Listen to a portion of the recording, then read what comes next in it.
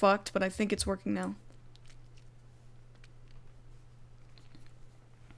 Hello, howdy. Hello, okay. Can you guys hear us properly? Can you hear Strider properly? Let's give him a sec. Can you hear Strider? Does it work? Yeah, coming through. Hello, guys? Yay. Okay, I think it's okay. We'll just wait. Howdy. Oh, sorry about the delay, guys. There's something fucking up with my speakers. They were, like, conflicting with each other, not letting any audio through. I'm not running on a treadmill this time while I look at live streams, so it's much easier to filter questions this time. Okay, good. Good. Awesome. Thanks, guys. Alright, so Thanks now for we your can patience, actually... everyone. Yeah, now we can actually get started on the stream. It was these fucking things. My skull candies, they were conflicting with the system sound, so yeah. Anyway. So yeah, we'll just wait for you guys' questions here. Hello, hello. By the way, thanks very much for having me on the stream, Sol. It's great to be here. Yep. I'm glad you're here too. Did you celebrate 420? No, I don't do drugs or anything like that. What's 420? 420 is April 20th, but 420 also refers to the best time of the day to smoke weed. So, like, 420 is sort of a holiday for smoking weed.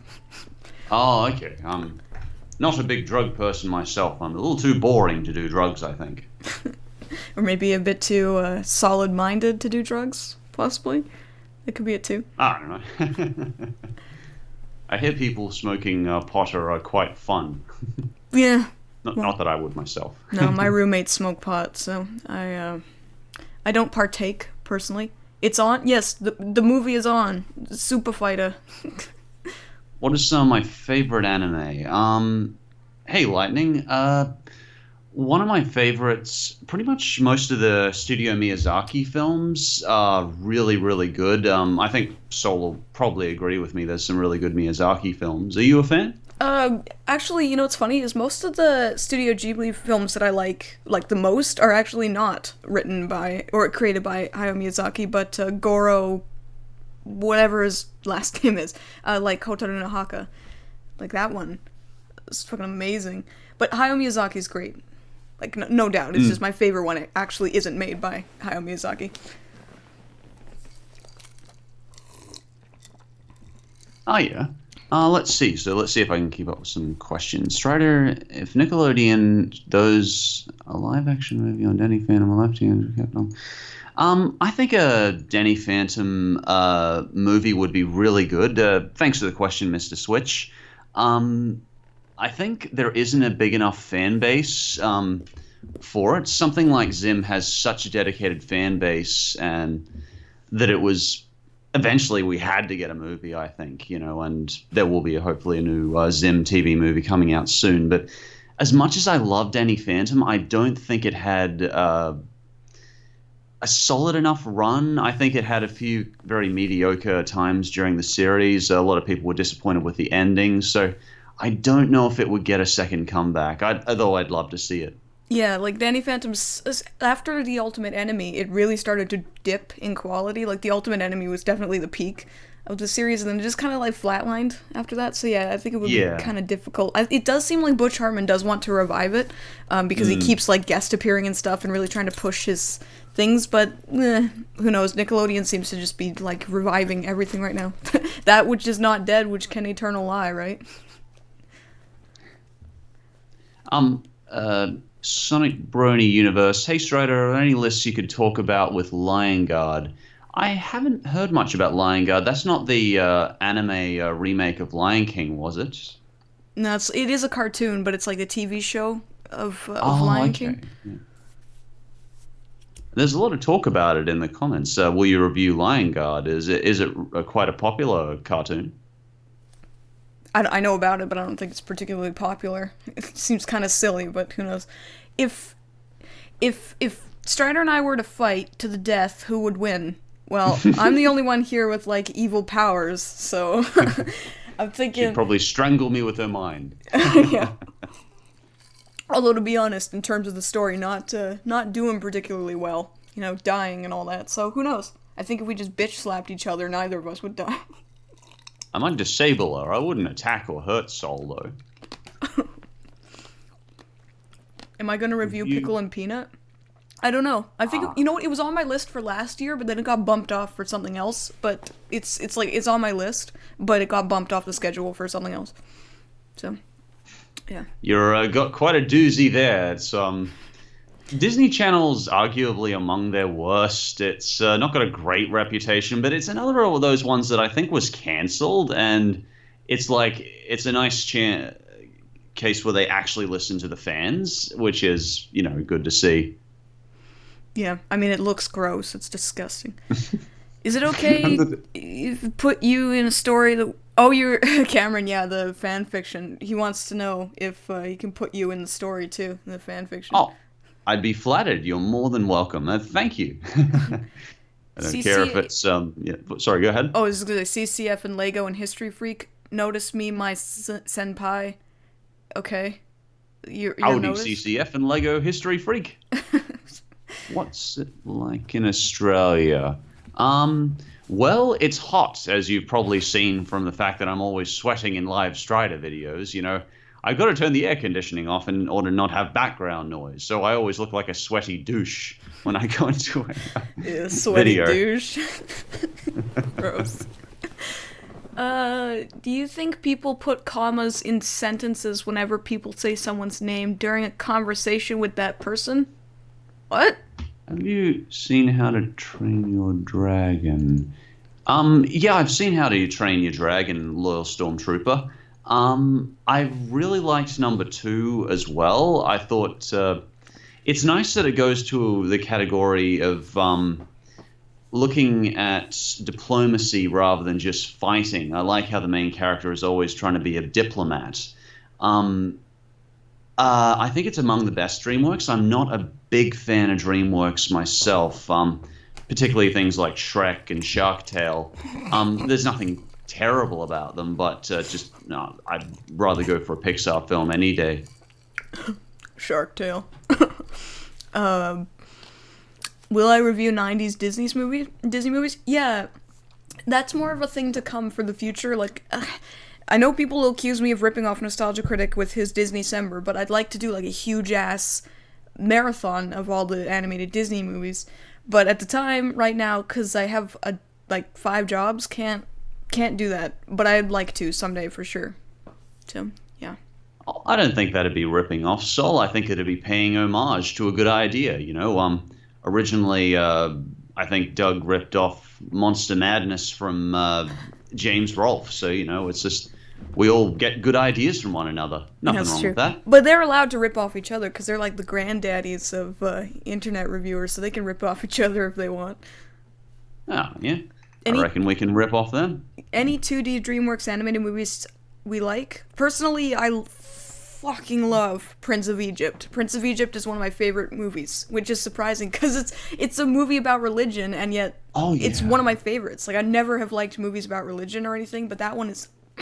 it's just so absolutely good. Definitely. So I definitely agree on that. I actually saw that one when I was a kid, and it blew me away. And it also reminded me, the Old Testament was messed up as hell and made me probably less religious in my older age, because I was like, whatever, get the insects to fight your effing battles for your God, whatever. Yeah, just and then, kill the first born child. Yeah, there's a kind God. But more importantly, it was put together really well.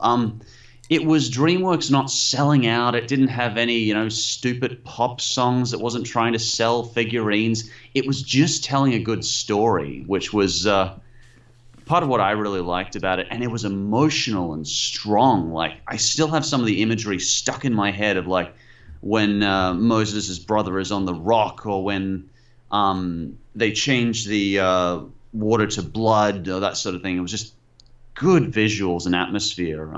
That was my thoughts on it, yeah. Yeah, the only thing I'd say I don't particularly care for in Prince of Egypt is the songs. They're not super obnoxious or anything, but it was just a little bit out of place sometimes. But still, really, the animation is just, it makes my butt fall out of my face because it's just so incredible. I'm just gonna go back up for. Oh wait, never mind. That's not gonna work. Crap. There was a song, or there was a question I saw that I wanted to answer, but I forgot what it was. Sorry about. Oh right, sorry. I'm really bad at keeping up with the questions. Sorry. Pardon me if I do miss one of your questions. It's not I'm ignoring it. It probably whizzed by me, and I haven't been able to keep up well. I was gonna say, there was a question saying, what was the creepiest fanfic I've ever read of myself? To be honest, I've only seen one fanfiction written of myself, and it's not creepy, it's actually kind of funny. So, yeah, if you want to write super creepy fanfiction, go ahead. I'm not gonna stop you, you know? I'm not gonna censor you or anything. That doesn't mean I'll necessarily, like, be like, good job, but, you know, it'll be funny, regardless. I would be absolutely flattered if someone wrote a fanfic of me, but I'm like, yeah, why would you want to write a fanfic of me? That's just, I might have, yaoi or whatever people want to write a yaoi. I can't imagine that. That would be weird. Don't write that. Have I ever had a horrible customer at a job? Of course, like every job has horrible customers. I had one like 2 days ago where he brought in his laptop and he's like, it's going slow. It's like this big fat middle-aged douche, and he's like, hey, my computer's all slow, tell me why. And I look through and he's got like 1,000,000,000,000 viruses on it, and I'm like, hey, you have 1,000,000,000,000 viruses on your system. He's like, well, how was I supposed to know that? I have an antivirus. And I've said this like 1,000,000 times, like, antivirus doesn't mean you can't get viruses. It's like a human immune system. Just because you have an immune system doesn't mean you can't get sick. And he's like, well, so is the government putting these viruses on there? And he just goes on this big, like, 10-minute rant about the government and how it's trying to steal his info. And then he, like, slams his fist on the table and he's like, I'm not paying $229 for that. And I'm just like, well, okay, bye then. It's just screaming at the top of his fat lungs. And I'm just like, oh, God. It's ridiculous. It's ridiculous. But, yeah, it's, so yeah, you get horrible customers all the time with that sort of thing.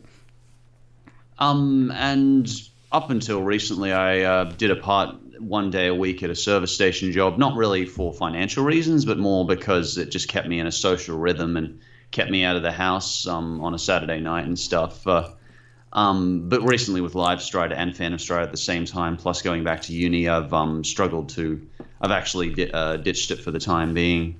But I certainly got some crazy customers in there as well. I met one guy who had no eyes. In fact, he just had these big black splotches for eyes. And it creeped the crap out of me. That was like one of the weirdest customers ever. And I've met lots of customers who were obviously drunk off their rears because I worked next to a bar. Yeah, I've met some unusual ones. Yeah. A few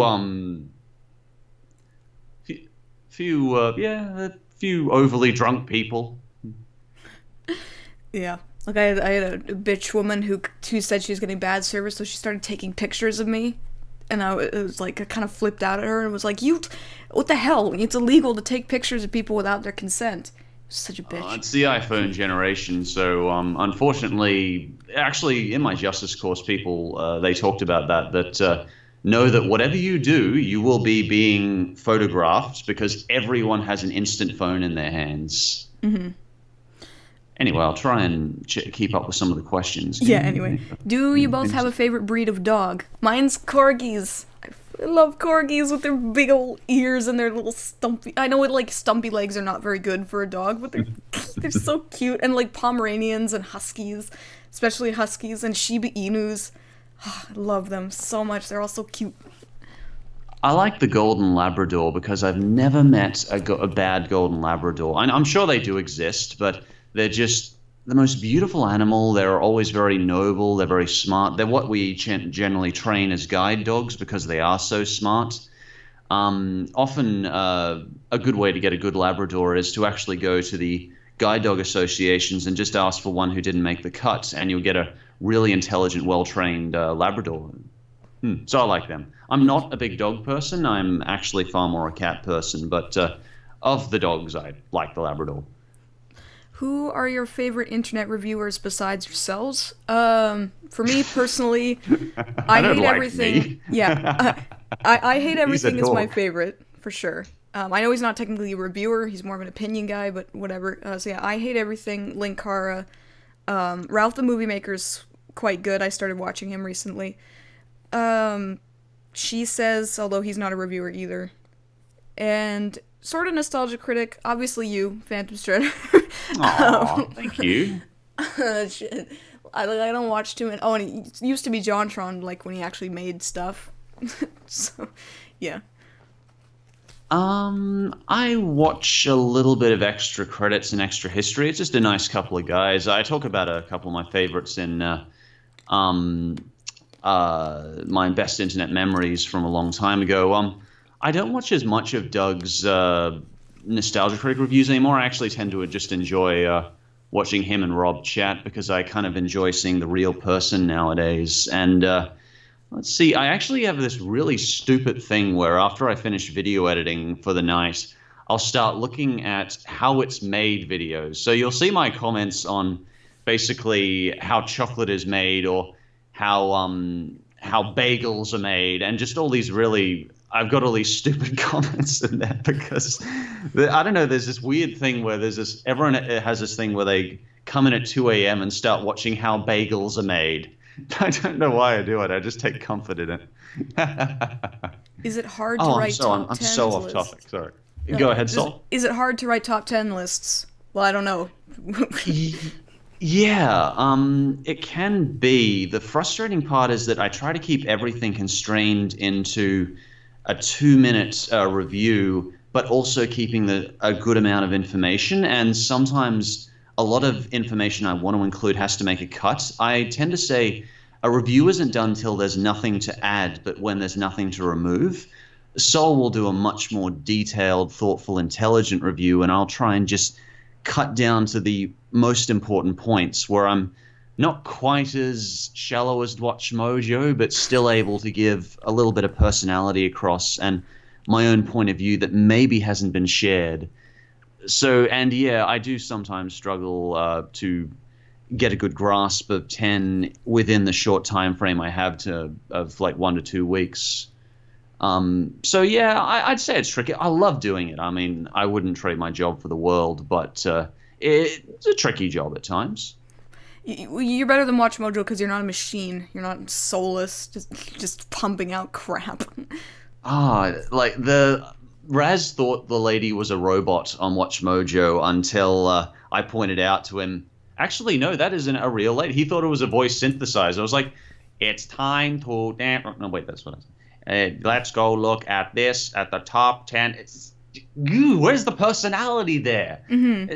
You've got to sound like a human being, but it still has 16 million subscribers. Yeah. It's the worst. Yeah. And I always feel so bad when they make a list, and I also happen to be making a list, which actually does happen. I'm making worst anime on LiveStrider, and I'll probably be doing it with Anime America. And like when I see them do a list, and I'm like, I feel so dirty now. What if people think I copied WatchMojo? It's okay. It really is. Like, you have a modicum of personality, and that's like, you have more than that. But I'm just saying, like, anybody who has a modicum of personality above WatchMojo is better than them. So, well, thank you. Yeah. Oh, which one of your videos, Sol, is you most proud of? Proud? Yeah. Well, which one do you like best? I'd like to say I'm proud of all my reviews, but my favorite one overall is the Gravity Falls review, because it was such like a turning point for my channel. It was the start of the story that I've been trying to tell, and it turned out almost exactly the way I wanted it to, and it was a lot of fun to do it. It was a lot of fun to film. I mean, I'm really crappy at putting on makeup, obviously, but I did the best I could, and yeah, it was a lot of fun. I saw a question up there, actually, where it said, would you create any of your any cartoons? And for me personally, yes, I've pitched several cartoons to different companies, incubation companies, animation companies and stuff. None of them have ever taken me up on it, although I did come close a couple weeks ago with an incubation company who just said they liked the idea, but there was too many characters in it. So I offered to cut it down from 13 characters to 7, but they never got back to me, so I guess that's a no. But I have tons of concepts, lots of scripts, pitch bibles. I actually came up with 2 new concepts in the past 2 days, so yes, I would love to have a cartoon made. That's my ultimate goal in life. Giovanni Orellana asks, who would I like to collab with? Well, the nice thing is that everyone I've asked has always been happy to collab with me. I'm very lucky in that way, and that Doug was happy to collab with me. I've like to have my brother on my channel. I'd like to on Live Strider do a bunch of different collabs, particularly while the RPM is down. I figure might as do well something fun, that people will enjoy. And so, yeah, I might do I might guest star Doug again on the channel if I do worst superhero movies, but I want to try and give him something original and not talk about like some of the obvious jokes like Bat Credit Card. I want to try and do something clever with it because it is always so nice to have him on the channel. So I may chuck him on PhantomStrider. Apart from that, I wouldn't mind having James on the channel if I do ever end up doing more in games, if he was interested. Apart from that, just mainly having those two is really nice. Maybe Linkara. I like occasionally looking at his comic book reviews, so maybe him. Linkara's great. Would I ever do a collaboration with Nostalgia Critic? If the opportunity ever came to me, of course. I wouldn't say no to it.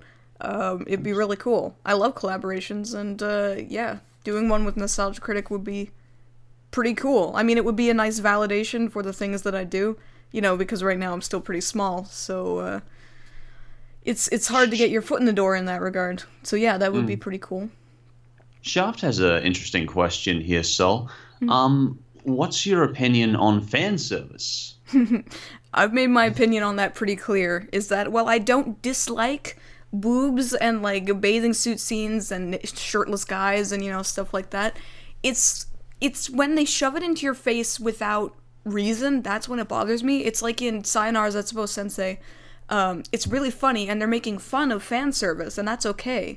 But then they start just sort of not making fun of it anymore and just sort of start doing it. And that's when it starts to bother me. And it's like with the anime series I just reviewed, Suzumiya Haruhi no Yutsu. It's like they have this really interesting story to tell, so why do they have to keep shoving boobs in my face to keep my attention? It's frustrating. Perfect example, yeah. Yeah. Haruhi, I never got the kind of the fuss behind. Like, there is a really interesting story there of like a parallel dimension and Haruhi essentially being inadvertently God, despite the fact she's kind of just a bored, intellectually curious young lady. But the fan service with Mizukumi or whatever her name was, and just Mikuru. It's funny. Mikuru. Yeah, Mikaru, and you get something like let's say Neon Genesis, which I'm not saying is perfect, has plenty of flaws. It's randomly will say, oh, there's fan service with Misato too, and I'm like, what is this doing here? What is the point of this? Or Metal Gear Solid is another perfect example. We got Metal Gear Solid 4, and Snake has just been told he's going to die in 6 months, and we get a big shot of Naomi's boobs, but that's okay. I mean, like, that's actually used in a really good context because it lightens and kind of eases the tension going on there, but often when it's kind of just all over the place constantly, you think, and there's nothing wrong with a little bit of titillation, but it's just when it doesn't really serve the story, when you're trying to tell a serious story. Hideo's a good example because in number 4, you've got this character called Quiet who's like this really cool assassin, except she wears no clothes because she breathes through her skin. Which just makes perfect sense, So, yeah, if it's used in good context, or if you just want some titillation, there's nothing wrong with that. But, I have mixed thoughts on it, particularly when it's not used in a serious when it is used in a serious context. I saw a question up there, it was a good one. It was Jimbo's #1 fan, said, how did we become friends? So actually, I was bored at work one day and was watching one of PhantomStrider's videos, the top 10 worst Family Guy episodes, and then I saw the part where you said, the whole suicide prevention thing, where with the joke where, oh, how should I slit my wrists, that sort of thing. And I thought the way that you explained it, the way that you felt, obviously it offended you in the way you handled it. Instead of just getting mindlessly raging about it, you suggested a way to help in that regard. I thought was really nice. Like, I'd never really seen that before, and I'm like, you know what? Strider seems like the kind of guy who'd be really cool to talk with. And at that point, I only had like 3,000 subs. At that point, I'm like, oh, I'm gonna try and message him, but I doubt he'll get back to me. And then I messaged you on Twitter, and that was kind of it, I just thought the way you handled the situation was really good, and I thought you'd be fun to talk with. Well, thanks, Sol. I guess the thing is that it's an ethical dilemma I run into with cartoons surprisingly often, is that do I want to give this cartoon publicity? The worst cartoon I've ever seen, and please don't look this up, is We're the Dead. I talked to him about it because he also did a review first on it. I chatted with him on it, and he basically, had the same thoughts as me, that this is not worth giving any attention to. It's not worth showing animation to. And part of why I've taken so long with worst animes is actually this sort of anime is the bottom of the rung, and I would never forgive myself if a younger viewer looked it up and was traumatized or horrified by it or something like that. And the unfortunate sort of side reaction of us doing what we do is that these cartoons get more attention. So, it sometimes is a bit of an ethical dilemma. What cartoon character do you both most relate to? Personally, the one I relate to most is not a cartoon character, but an anime character, Takashi Natsume from Natsume Yuujincho. Just because, well, obviously I can't see yokai. That's not an ability that I have. I relate to him in that he's outcast for the things that make him special. The people around him don't really understand. And I was a lot like that in high school, where I wanted to talk about interesting things. All the people I went to school with only wanted to talk about makeup and drama and boys and shit, and that it was very isolating in high school. So I can relate to him in that regard.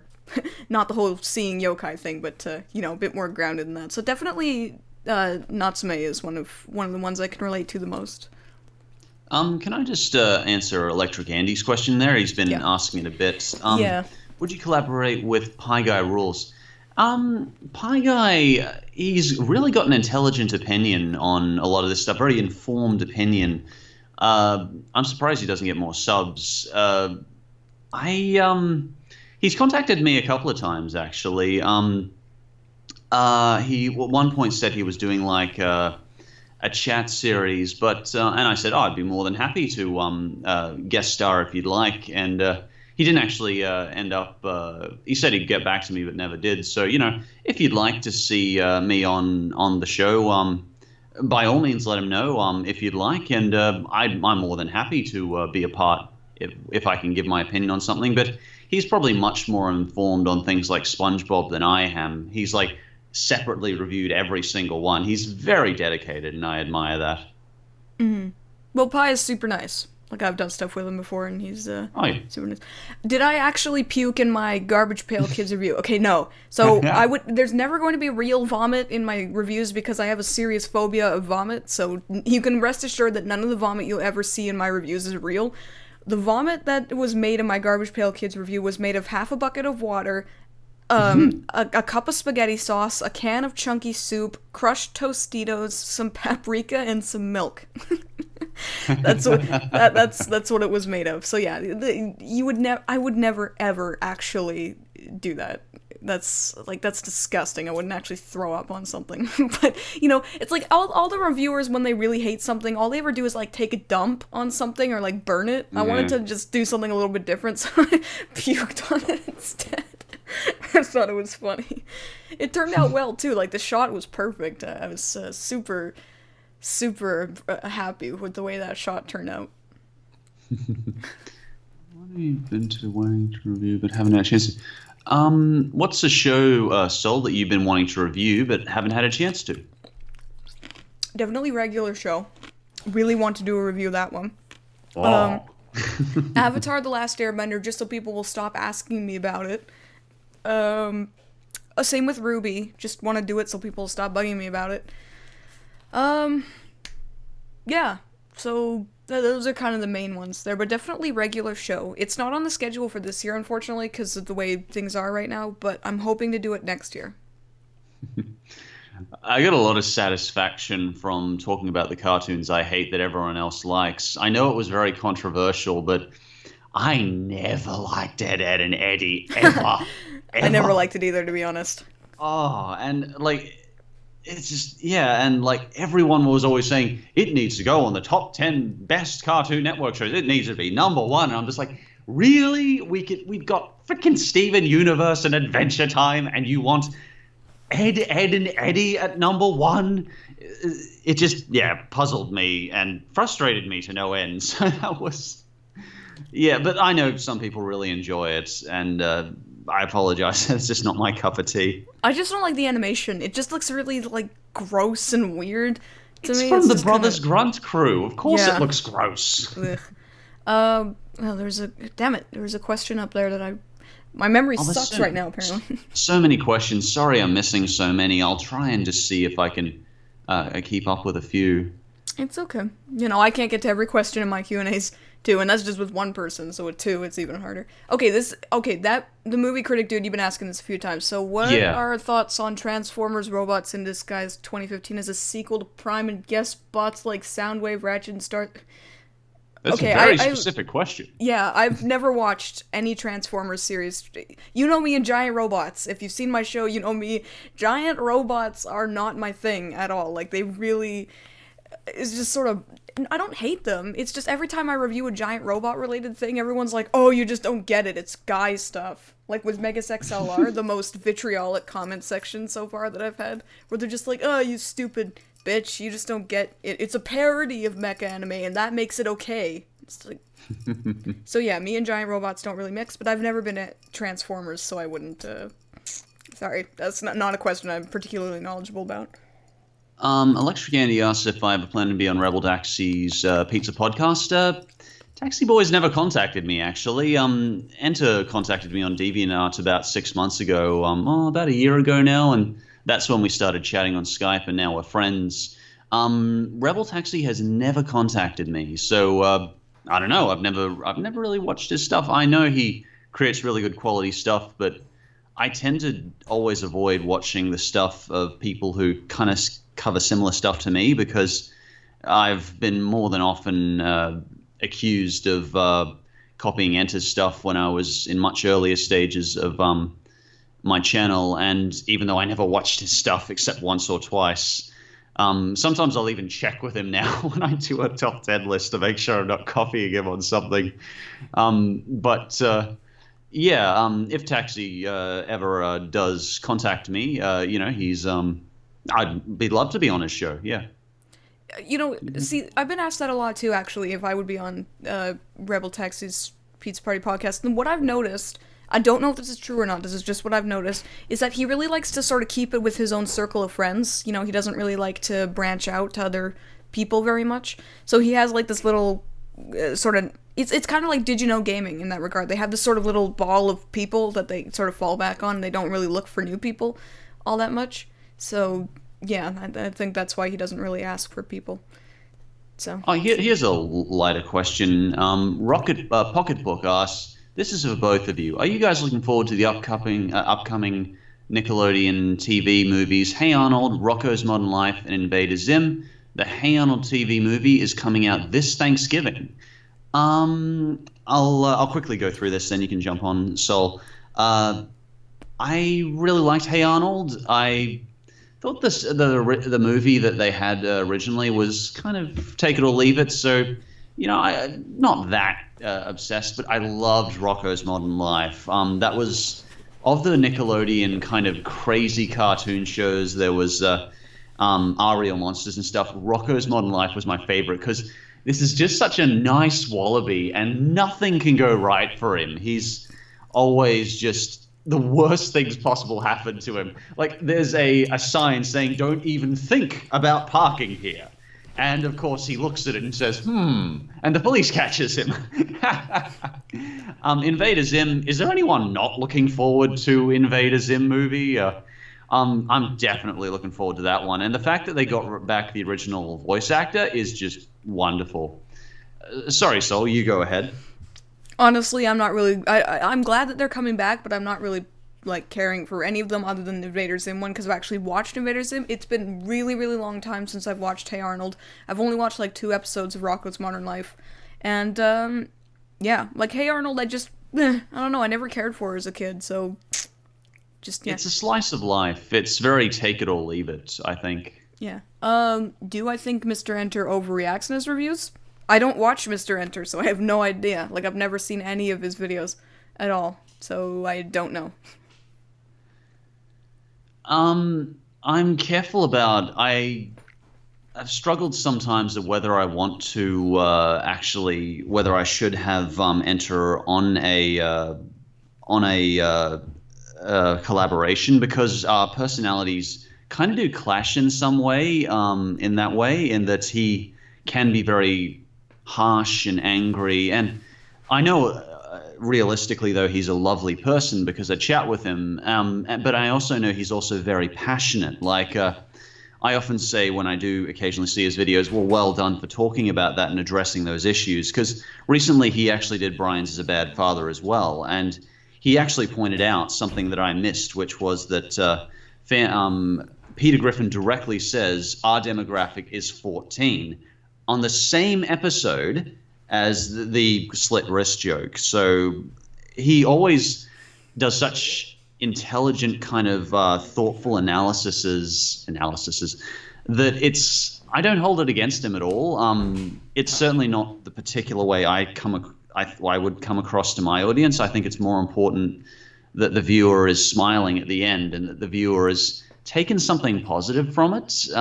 That's kind of my priority. So I think it's just different priorities, and I don't know if those would meld. I've been thinking over a collaboration for 6 months. What I'll probably end up doing, if he's interested, and I think he would be, is worst Filipino cartoons on LiveStrider, because we can both cover Nutshack on there, and we both talked about that. Oh god, don't even get us started on Nutshack.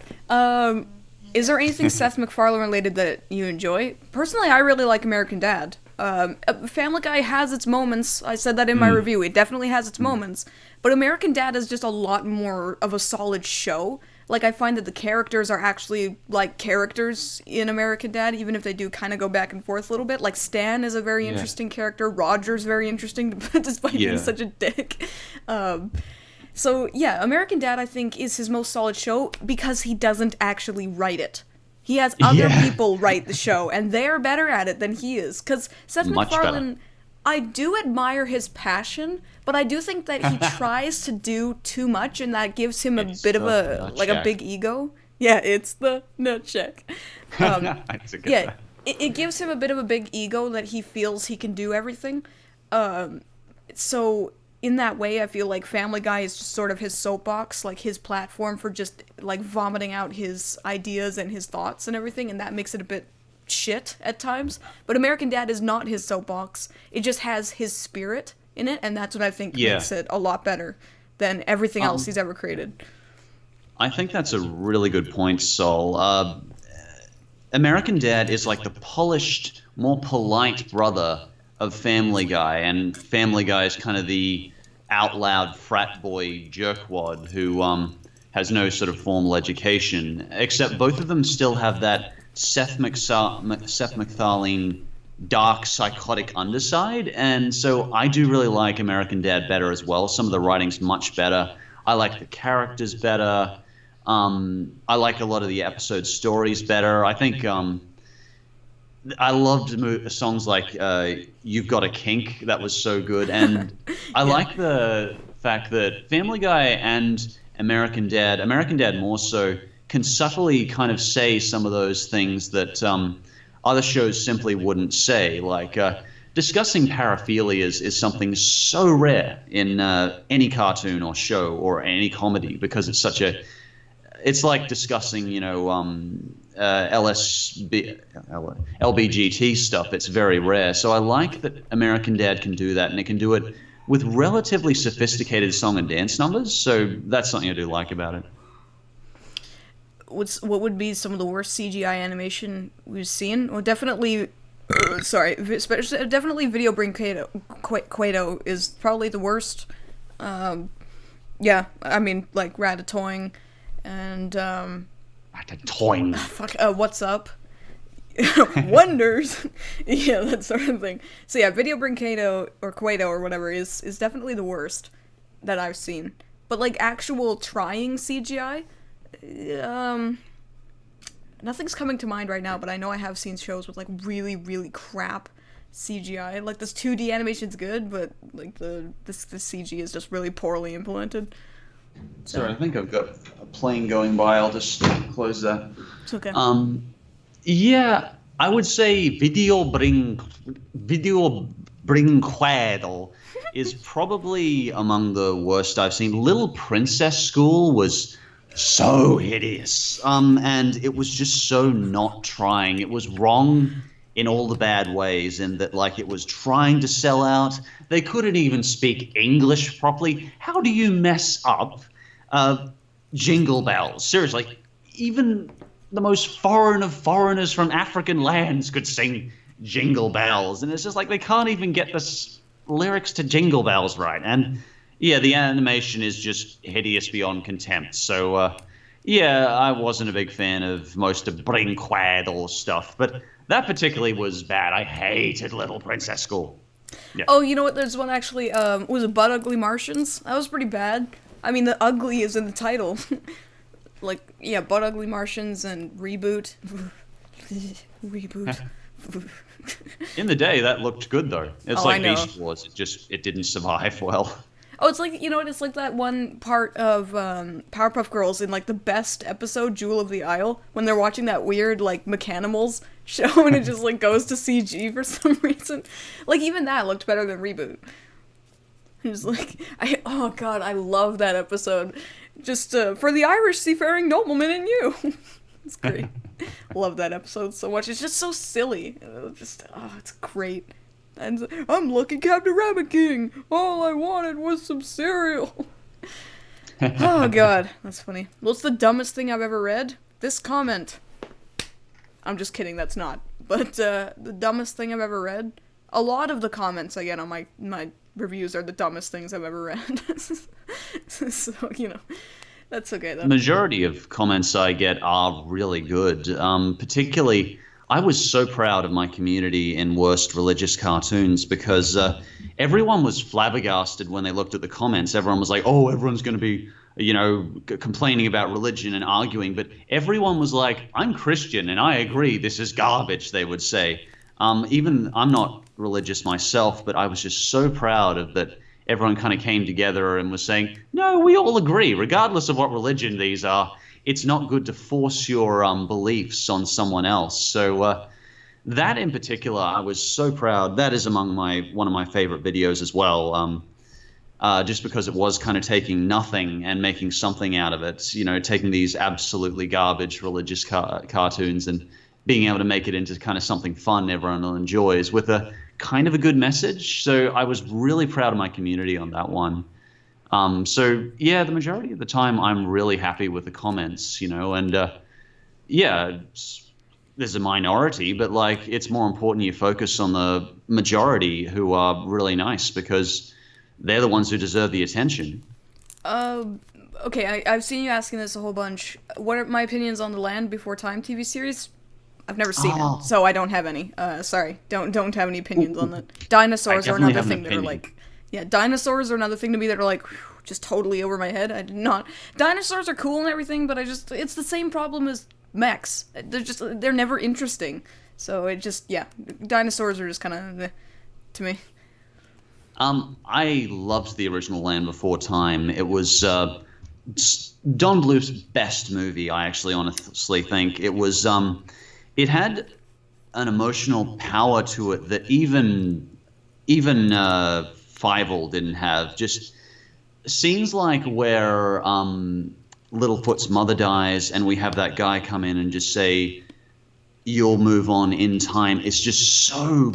It's beyond what even Disney can do in emotion, parts like that. And we don't certainly see that genius in Don Bluth in his later movies, but for a time there, he was better than Disney. He was just so powerful with what he could do that it left a jarring impact on everyone I know who saw his movies. So, and obviously, I did worse movie sequels, Land Before Time 13 or 14 or something, and it was garbage, and that's the thing. At this point, I suspect there is three kids watching, and they're actually just looking at the DVD cover. No one's actually looking at the actual movie, and they just probably put the actual message on there. Just that's why, because no one's actually going to watch the movie.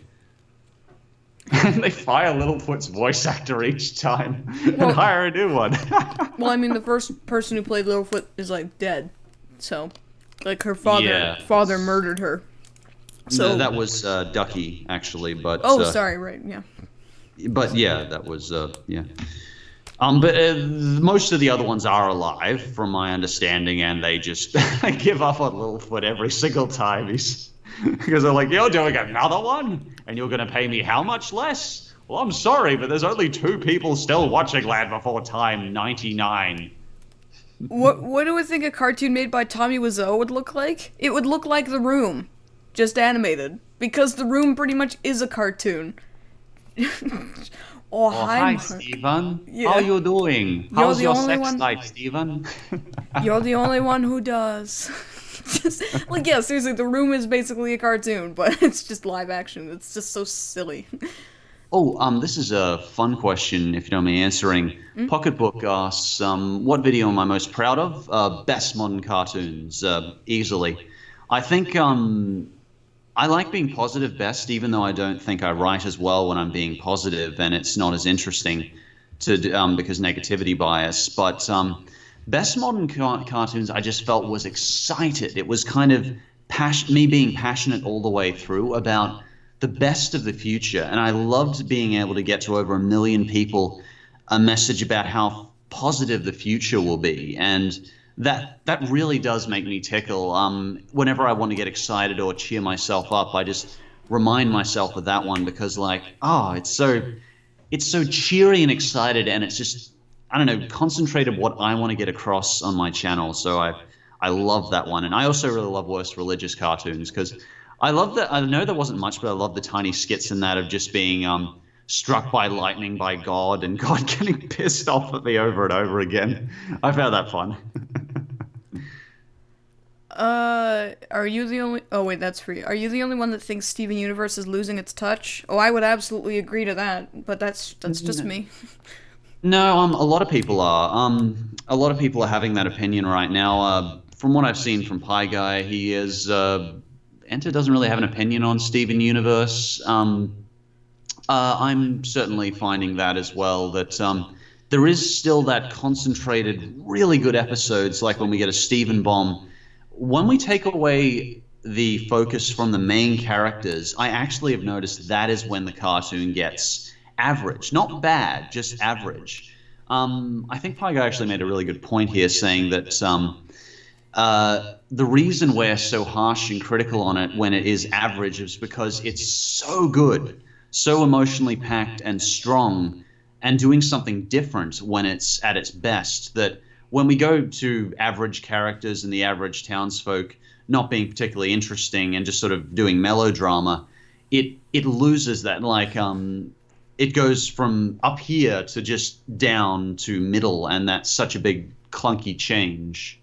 So yeah, the fact that they're focusing more on the townsfolk, who I don't like any of the townsfolk now that I think about it. I love all the main characters like Pearl, Garnet, Amethyst, all the other, like Lapis is wonderful, Steven's wonderful, Greg's wonderful.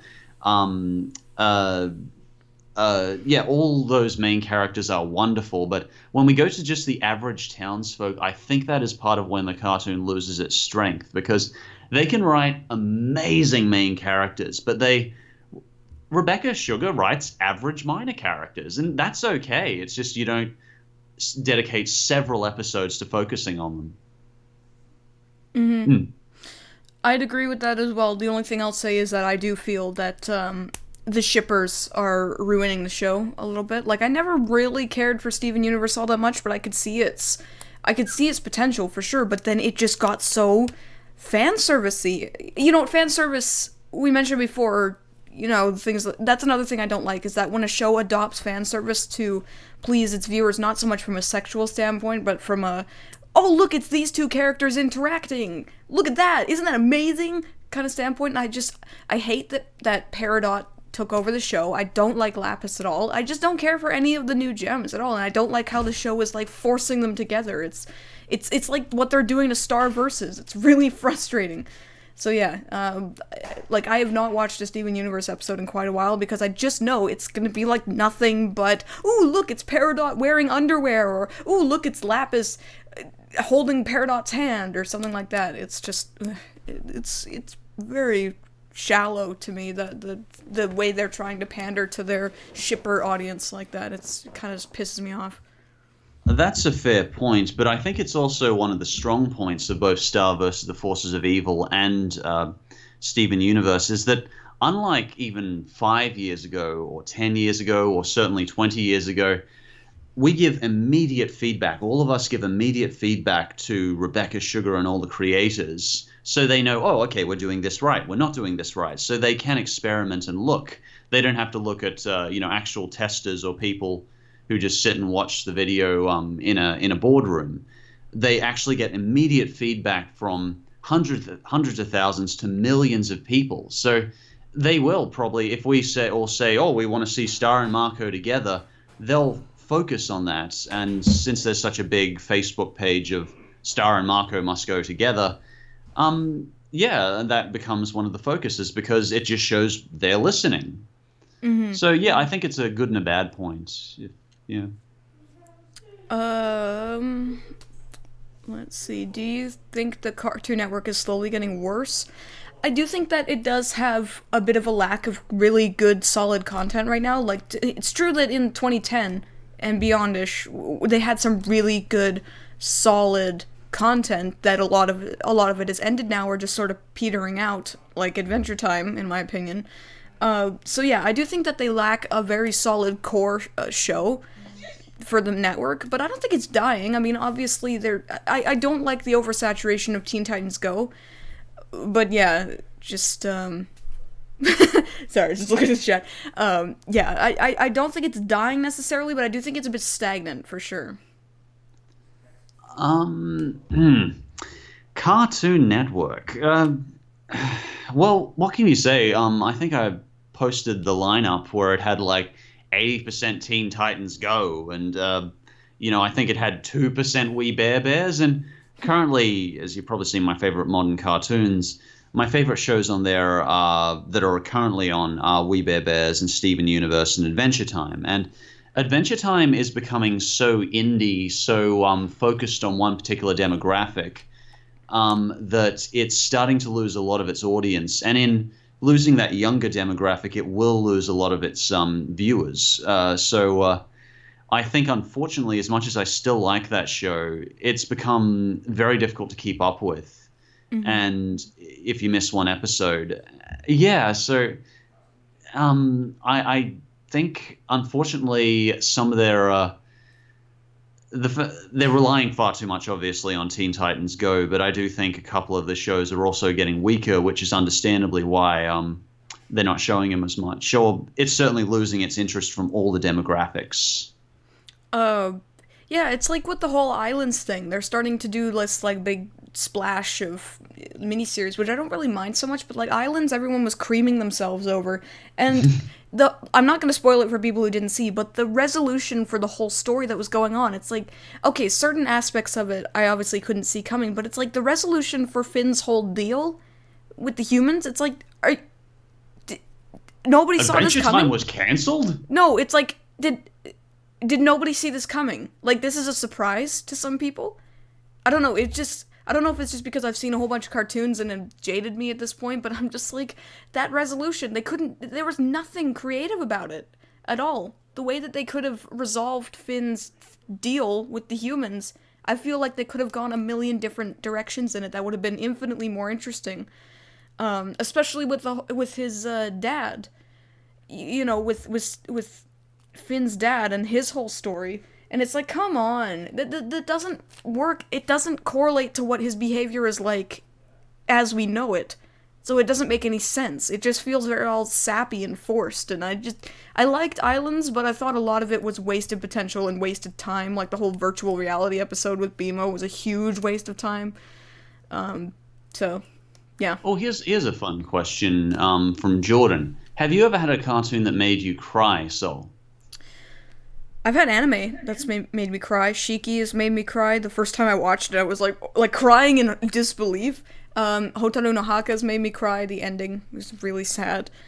Cartoons, though, I find that a lot of them really lack an emotional, like, they just really lack an emotional core a lot of the time. It's very hard to make me cry. Like, unless it's something that's directly affecting me, it's very hard to make me cry.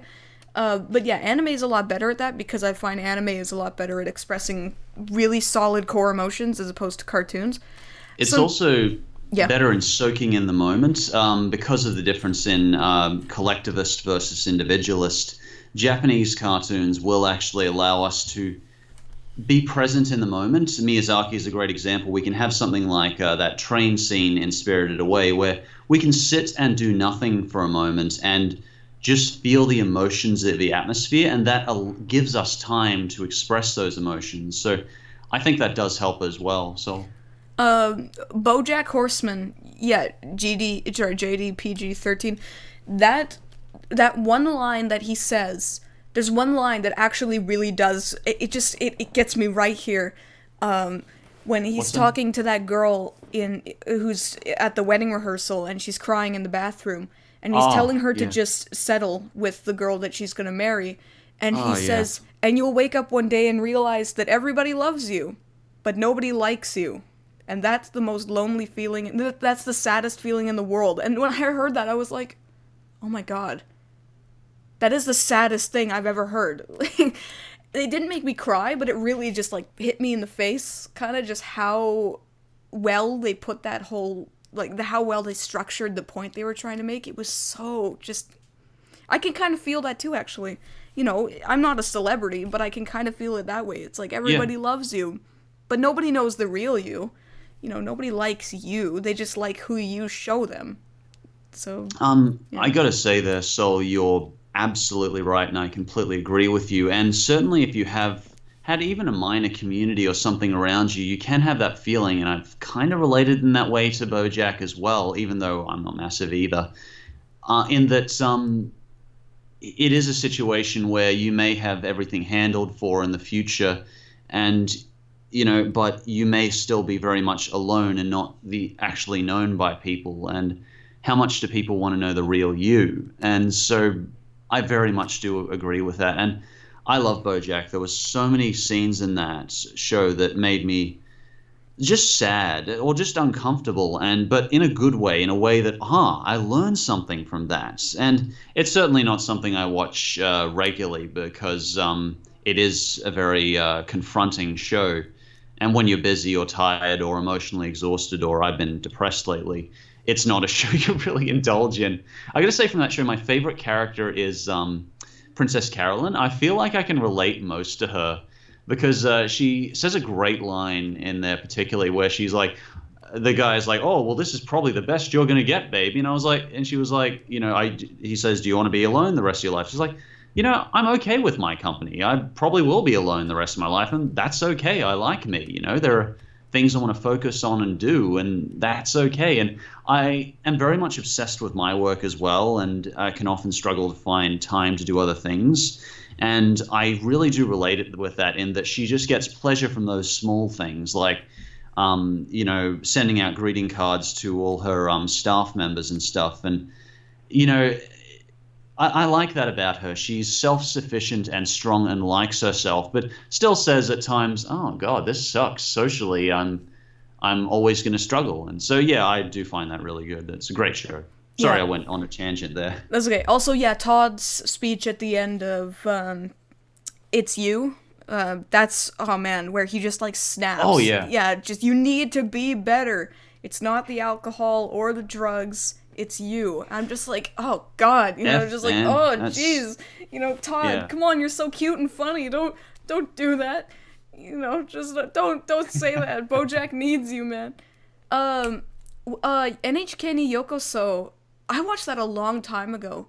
That was a really good anime. I thought it was a little bit too silly at times for its own good, but it did have a very, very interesting premise. It was actually how I learned about hikikomoris and neets. I'd never actually heard of them before that, and I was fascinated by it. But yeah, sometimes it's a little bit too silly, but like the whole thing with the pyramid scheme with the selling creams or whatever it was, and he's just so desperate at that point is like, oh man. I need to watch it again to make absolutely sure, but yeah, the whole thing with when he's like just so stuck in this pyramid scheme because he just has no idea what to do. It's just, yeah, that's a good anime. I'd like to review that at some point again. A couple of good questions here, Sol. If I may interrupt you there, sorry. No, it's okay. What do you think of Batman the Animated Series, and also what do you think of the Mother video game series? I actually really liked it. I thought it was a great RPG, Earthbound. Obviously, it's weird as crap, and I've never managed to actually finish it without getting bored. But it's one of those novelties you want to play but never do. For Batman the Animated Series, I'm actually currently reviewing through it because my next list, which will hopefully be out in a few days, top darkest cartoon villains I've had a lot of fun with, and the Joker's on that list. And Mark Hamill as the Joker is just fantastic. And he's such an interesting character because he brings out this ambivalence in people of, wait, I'm laughing at this guy, but at the same time he's doing horrible things. And you kind of question yourself when you do that. And I just think that's such a clever villain. So I do like Batman the Animated Series. Your thoughts, Sol? I like it too. I like it best when it's being more serious because they are really good at telling us serious stories. Then when it gets a little bit sillier, like with what's his name, the ventriloquist guy, I can't remember what his name is. It's just a tad too silly at that point, but I think it does have a good balance. It has a really, really good style too. I love it, sort of that Art Deco 50s style. Really nice is what I'm trying to say. And yeah. Mark Hamill's the Joker is fantastic, like no question at all. I saw Under the Red Hood. I've seen Mask of the Phantasm, which was really good. Under the Red Hood was all right. I remember it being pretty good.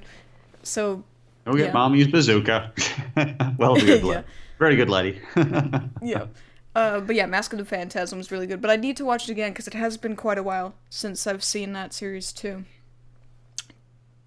And Earthbound. Yeah, I own Earthbound on my Wii U, and I played it for like an hour, but there's something about it. The perspective really messes it up. I don't like the combat system at all. It's much too static of a game for me. And also the ending is a bad game. Yeah. The ending has been totally spoiled for me. Like, every good thing in the game has been spoiled for me, so there's no point in playing it. Like, getting through that frustrating interface and boring combat and weird perspective, it bothers me because I already know what's coming with Gygus and the cult and everything like that. So I found a fun question here for both of us from Suki Condor Sol, I think it is, the pros and cons of living in Canada and Australia. I've visited Canada recently, and it's where I'm half Canadian, see my family, and I loved it there. And I'd be curious of what you find of the pros and cons of living in Canada. So, I love living in Canada. I really do. I like that it's safe, nice here. I don't have to worry too much about natural disasters or crazy animals coming to kill me when I walk out the door. Crazy people. Crazy people, too, yeah. One of the bad things is the stigma that Canada has, where it's just a frozen wasteland of polite, sorry-saying moose eaters, where people sort of think of us as a bit of a joke because we're, like, polite for some reason. Some of the rudest people I've ever met in my life were Canadians.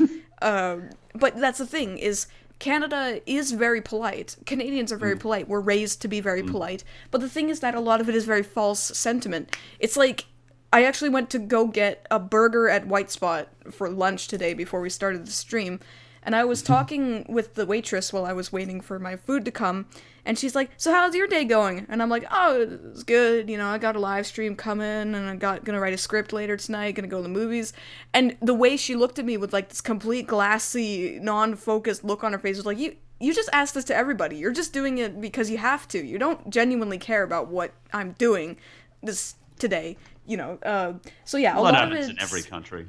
Yeah, but that's the thing is with Canada, it's not so often that you are treated rudely by people. Like, people will always hold doors for you.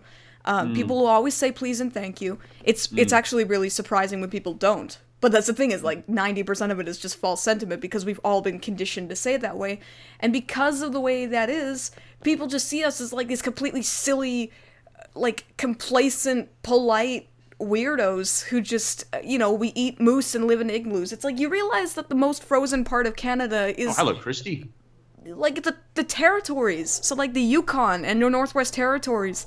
They're the, like, frozen tundras, especially Nunavut. But, like, the actual provinces, so, like, BC, like, Alberta is basically, like, a flat wasteland, pretty much. So the majority of the majority of Canada gets very cold in the winter, but it's not frozen all the time. So yeah, I don't like when people just say that it's, like, completely covered in snow all the time. BC almost never gets snow. We had a very snowy winter this winter. But that was really surprising. Like, it was super snowy here. It was up to my, like, upper thigh, and that's massive amounts of snow for BC. So yeah, Can I give you some feedback on that, Sol? Yeah.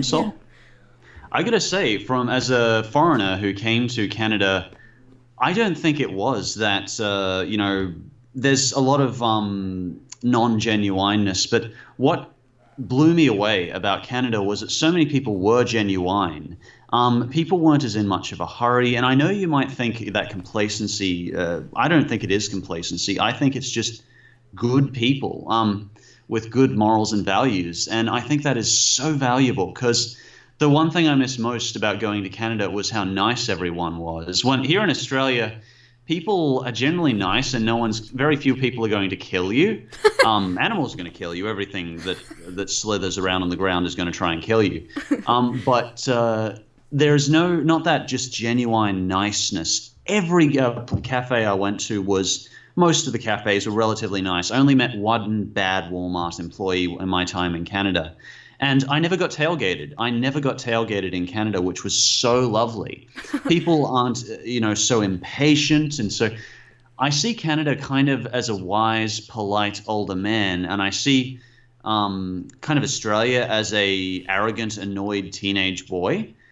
Because, like, he's so impatient, he's so angry, he's got to have everything done right now, even though we're seen as very laid back. And I really did appreciate that about Canada. I'm so proud to be part Canadian. I would rather be from Canada than America any day, because I think it's a wonderful thing if the thing you're known most about your country is being polite and a good person.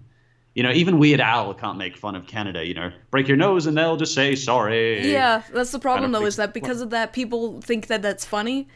Like, if they really, that isn't what would happen. Like, if somebody broke your nose, they would apologize, but then they'd probably help you, like, stop it to bleeding and, like, take you to the hospital if it was really bad. Like, it doesn't just stop at saying sorry. We're actually, like, compassionate in that thing. I'm just gonna say this really quick. Yes, I love YouTube poops. Oh crap, what was I gonna say? But you have dual citizenship, right? Or is it just heritage based? It's purely heritage based. I definitely will eventually get dual citizenship, though I technically should have dual citizenship, but my father did some dodgy stuff to get over to Australia, so I don't know. It's all in history now, but it means I've unfortunately had problems getting dual citizenship. Yeah. Also, I don't know if it's still there, but does Australia still have that really really harsh censorship on, like, video games and stuff where they just... Oh, very much so. Yeah, we do have an R rating now, but the problem is now that we'll still give... South Park's a perfect example. We'll still give an R rating to South Park, but of course we'll censor all the anal probing because apparently Australian politicians are really nervous about being homosexual or something. I think they're all secretly homophobes. I don't know, but... Yeah. Oh, yeah, and in some ways, we're the nanny state because we're not as progressive and because we're in the rear end of nowhere. And certainly when things like, Russian missile stuff or, Trump starts firing missiles, you kind of want to be in the rear end of nowhere. It's like, my politicians may be idiots, but at least I've not got napalm falling from my ceiling. So I feel very lucky in that way. Isn't too much of a difference from place to other in Canada. Like, so if you go to different provinces, to be honest, it does feel very different from one another. The thing about Canada is that every part of it is very different because it has many, many ecosystems in it. Like BC, the place where I live, is a rainforest, but Alberta is a plateau. Alberta is the province right next to BC, so it's like you could be standing in the middle of this beautiful rainforest, and 4 hours later you could drive to Alberta and be in a plateau, and Montreal is like, it's very lush, but it's not near it's not mountainous at all, and it's very cold in the winter, like super, super cold down there, and like Nova Scotia, Newfoundland is all very seafaring. There's a lot of fishing communities there, so it's very different where you go in Canada. But the biggest difference is BC and Alberta, because like BC is very green, lush, very rainy, but Alberta is very plateau, nothing, wasteland kind of place. So that's why they call it the prairies. But yeah, anyway. Have you ever heard of Go Animate or Animat? I keep on hearing the name Animat's. Yeah, I do. I don't know him personally, but I do know of Animat. Like, I've checked DeviantArt, and sometimes he's in people's, like, top YouTubers list sort of thing. He wears an orange hat, apparently. I don't really know anything about him beyond that, though. What's Oh, yeah? I think... Is he the one who has those videos making fun of me? They occasionally get posted to my Twitter, and he has on his... actual channel art a picture of me with my lightsaber, so I was like, oh, he must really either like me or like making fun of me, I don't know, but I actually think I've left some positive feedback on a couple of his videos. Because he's an alright bloke, I'm just happy for the attention. If I'm flattered if he's that interested in critiquing me. I was just gonna say, up there was a question, what's my most hated internet meme? Oh, different guy. Sorry, Electronic Dragon. Different guy I was thinking of. Sorry. Oh, yeah, I've seen some of his videos pop up. Sorry to interrupt you, Sol. I just didn't want to... I need a second to think anyway, so it's all good. Most hated internet meme. Mushroom. Crap. There's so many that I hate that it's all... Like, I can tell you my favorites, for sure. Like, Gabe the dog was one of my favorites. I love Gabe the dog. I was actually really upset when he died. And, I just like some really stupid ones. I was really sick of that whole SpongeGar one, even though that wasn't technically SpongeGar. That one was really annoying. The whole Arthur Hand one. SpongeGar. Yeah, Dat Boy was pretty annoying. There's some that I don't even get. Like, some of them I don't even understand. The Arthur Hand one was pretty stupid. Oh, I'm just gonna cut in here. Emperor, actually, I think you asked me earlier, or somebody did. Do you know Mars Reviews? Mars Reviews is actually subscribed to me. Yeah, so they're subscribed to me. So yeah, I know them because of that. But yeah, there's like so many memes that I just dislike. The whole Prince Sidon one from Breath of the Wild's really getting on my tits a bit, because it's like, he's a giant fish. Well, he's a Zora, but he's like a giant Zora fish, and people are like shipping him with Link, and it's creeping me out, man. So, yeah. Would I ever want a YouTube poop made of me? If someone actually went to the effort to do that, I would shit my pants. Like, that would be great. It'd be hilarious. Like, somebody made a remix of my theme song with Nostalgia Critic's theme song. That was pretty funny. But, like, a YouTube poop? That'd be great. That'd be funny.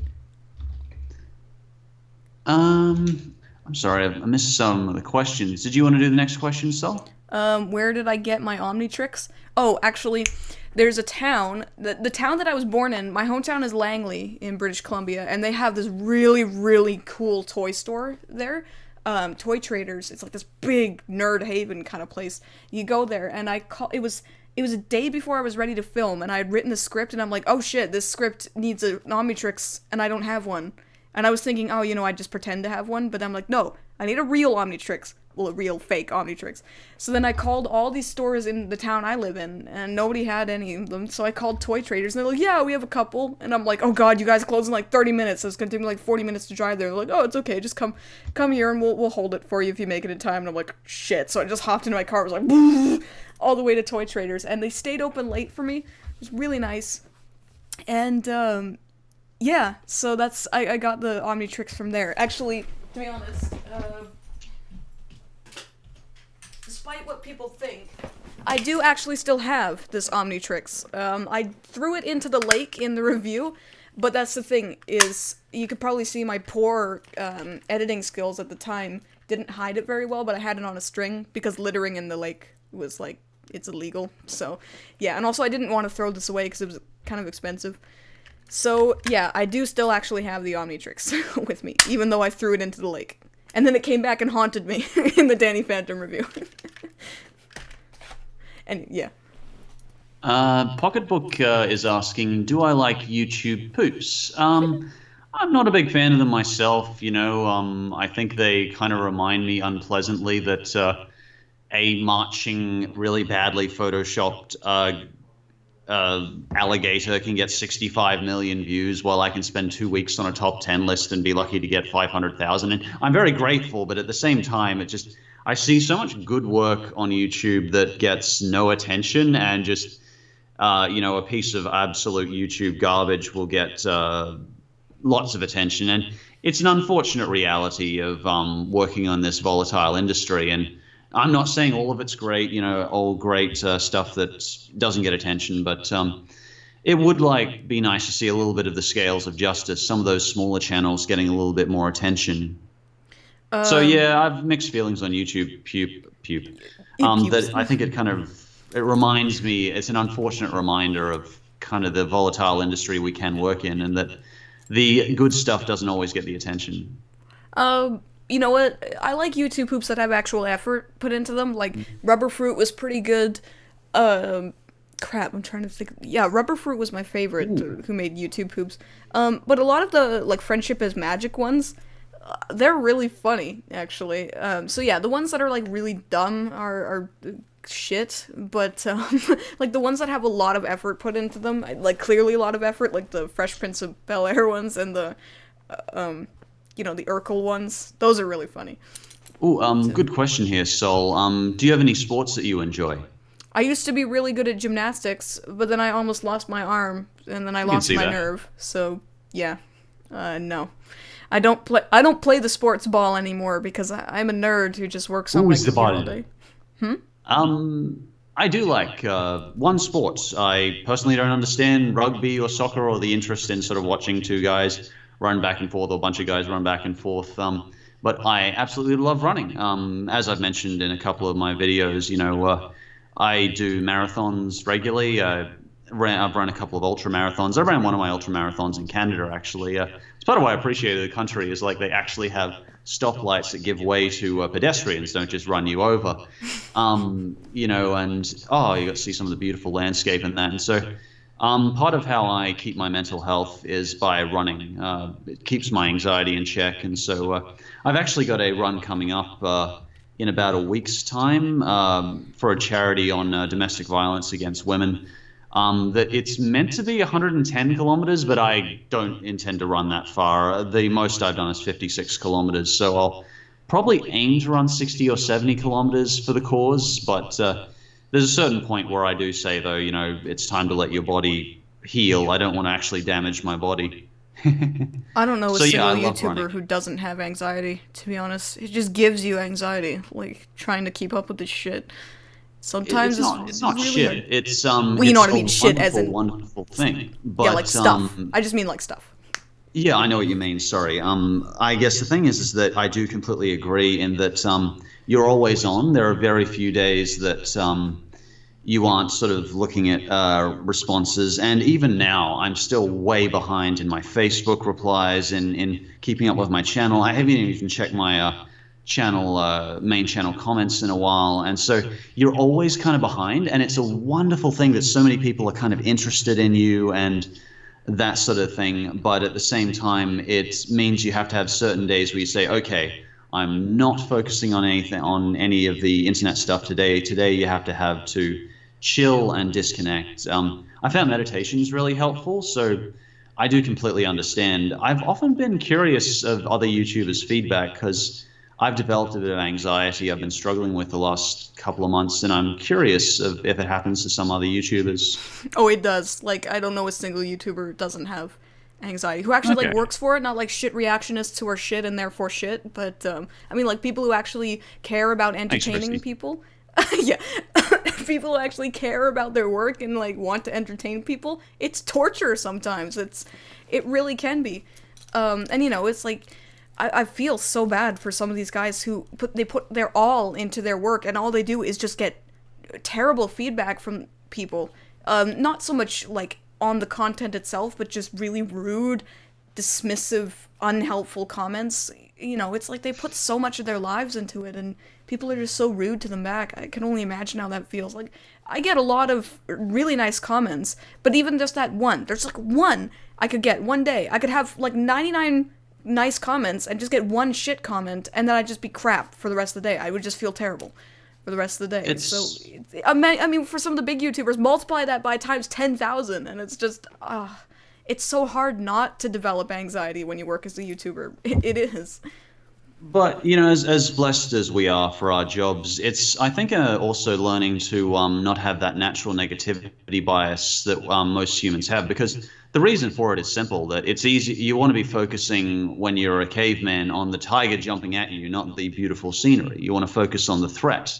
So it's completely understandable, but it does mean that, like most people in their jobs, they need to focus on the nice comments and the large amount of nice comments and the nice things being said. But at time, getting out of that negativity bias, because we can be self-critical, is tricky. So yeah, I think there's a lot to be learned from it. And I'm sorry, I think we're really behind in questions. Let's see if we can... Emperor, do you delete comments? No, that's censorship. The only time I've ever deleted a comment is one where it was like this chain of a whole bunch of paste bin pictures of a guy posting a Confederate flag, and I just didn't... I didn't want to delete them, but I didn't want anyone to click on the links. This is free speech, damn it. Yeah, so I did delete those because he was just spamming them. You know, it was just spam. There was like 60 of them. So I deleted those. But even if you look through all of my videos, I've had arguments with viewers a lot, actually. Not like screamy arguments or anything, but I've had disagreements with viewers. I don't delete those disagreements once we reach a resolution or anything like that. I leave them there because I'm not a perfect human being. I have disagreements with people, and trying to come off as someone better than who I am is very destructive. So no, I don't delete comments ever. Even if they're really terrible, horrible, insulting comments, they're still there for everyone to see, even if I disagree with them. Here's a good question, Sol.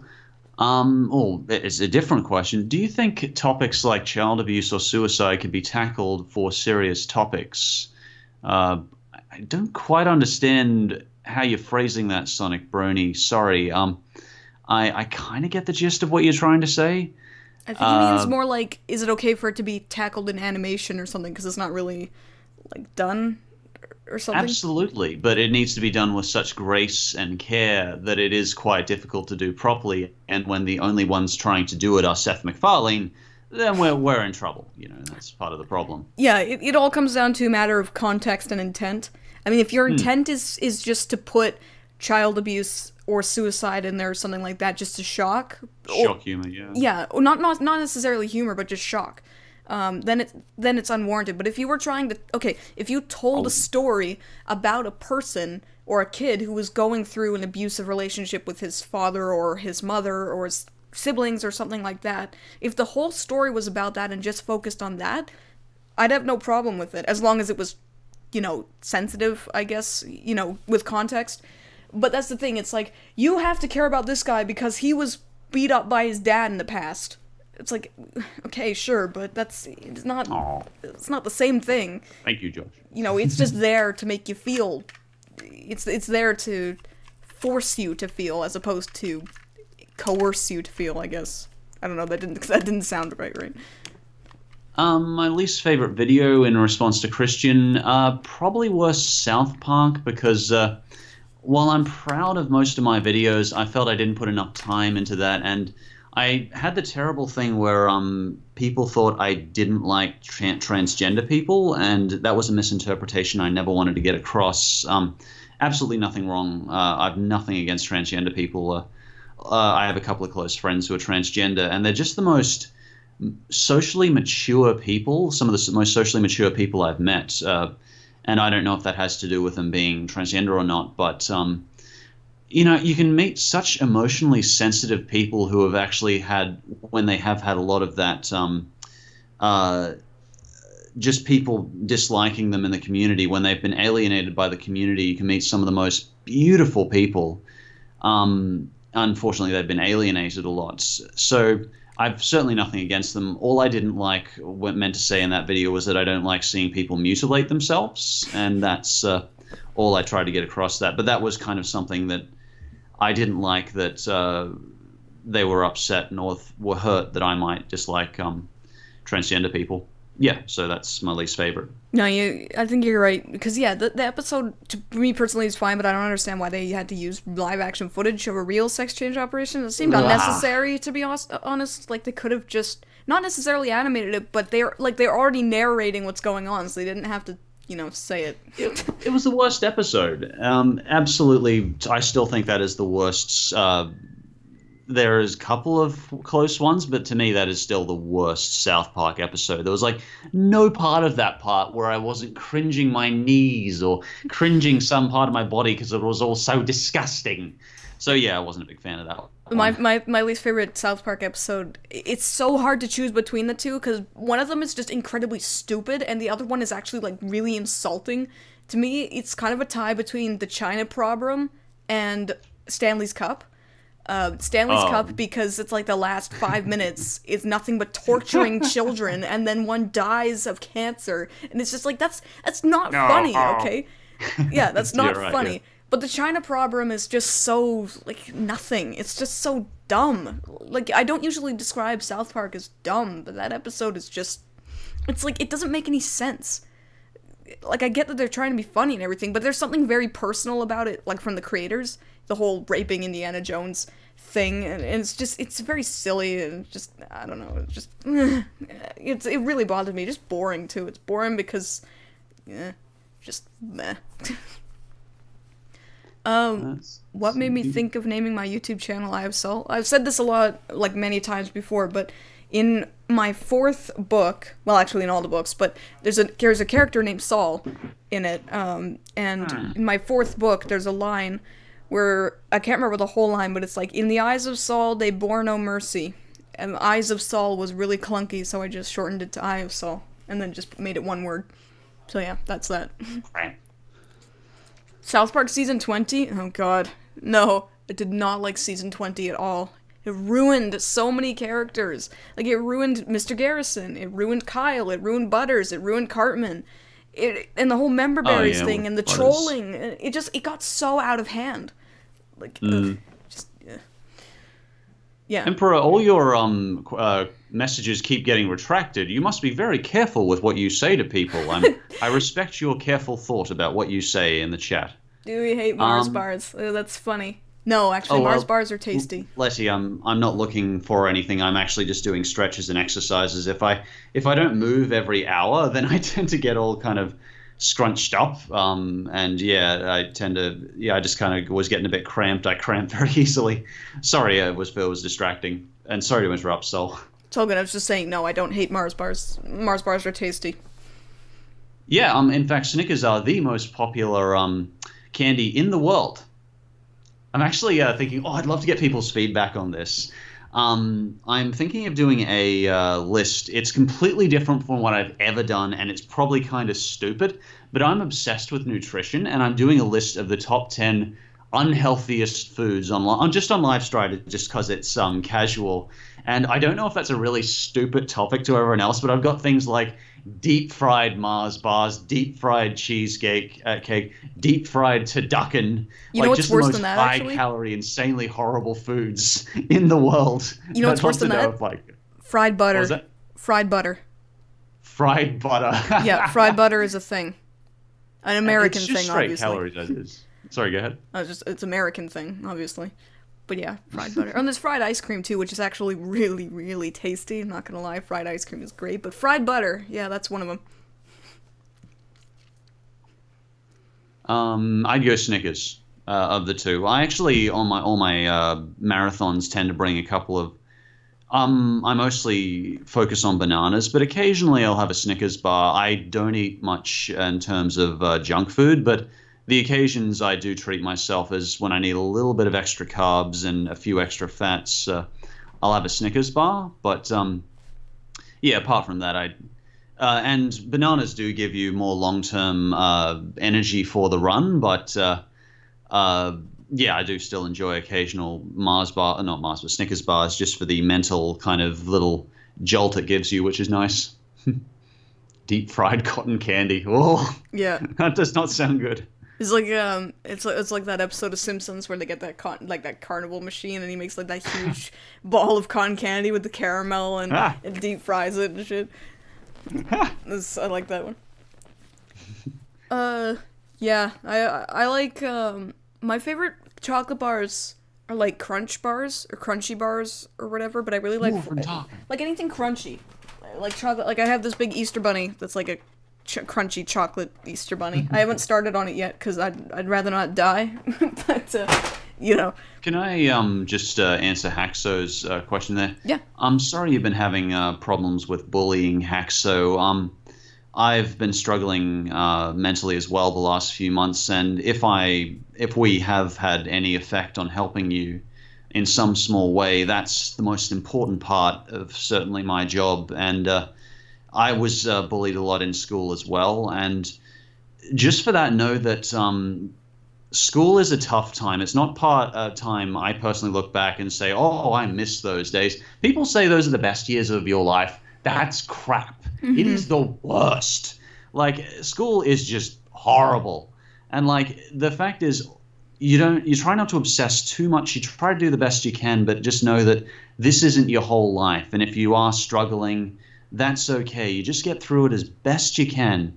And know that, you're going to go on to things that can be a lot more pleasant. Like university, you can actually learn what you want to learn. I was actually a D grade student until I got out of school and into university, and now I'm in the Golden Key highest rating because I do psychology and I actually enjoy psychology. So don't think you're stupid if you're going through school or something and you're doing bad. You may just need to find your passion. So, and yeah, life can get a lot more pleasant when you're out of school. So just work through it as best you can. Sorry, Sol, I probably spent too much for that question. But, no, actually, I do have something to add to that. You're right. It's just keep in mind that the notion of school, the way education is structured, especially in North America, is very archaic. It's very out of date. So if you feel like you're falling behind and you feel like you're not fitting in properly with it, just keep in mind that the structure of school and education isn't necessarily made for you. I did very poorly in school. I was a very fluctuating child. I either got A's or F's. That was it, like no in-betweens. I either was really good at the class or I sucked ass and couldn't be bothered with it because education is not for smart people necessarily. Like, education is not a judgment of your intelligence as a human being. It's structured in a way that it makes you look good on paper, but not so much as a person. So if you feel like you're not fitting in at school and you're not getting it right, then it's okay, because that probably means that school wasn't made for you anyway. Like, I dropped out of school. I didn't graduate, and I've done lots of stuff with my life. I'm not suggesting you should drop out. I'm just saying is that not making it through school is not a death sentence. It doesn't condemn you to a life of mediocrity and crap. Yep. So, yeah, school is very archaic, and if you don't feel like you're fitting in, it's probably because you don't fit into the mold that this age-old system has set that doesn't work for everybody. So, yeah, that's what I'm saying. Sorry to jump off topic here, but interesting question here, EyeofSol, from Coltoon. What is your internet cartoon you dislike the most? What is really an internet cartoon? Do they mean like Red versus Blue or Strong Bad? Yeah, pretty much anything that's just on the internet, so from like Newgrounds or YouTube or something that's not TV related. Personally, I'd say my least favorite, it comes from one of my favorite animators, actually, David Firth. He makes great stuff, not contested at all. Great stuff. But I don't like his sock series. It's really messed up and it really creeps me out. Salad Fingers is great. Not Stanley is hilarious. Spoilsbury Toast Boy was pretty good too. But his sock series is a little bit too much for me. I don't like that at all. The most interesting one I saw is on Newgrounds, actually, which is a nut. It's called Nut in a Cup. I guess technically it's an internet cartoon, but basically it's looking at a person, what looks like a disembodied testicle in an egg cup.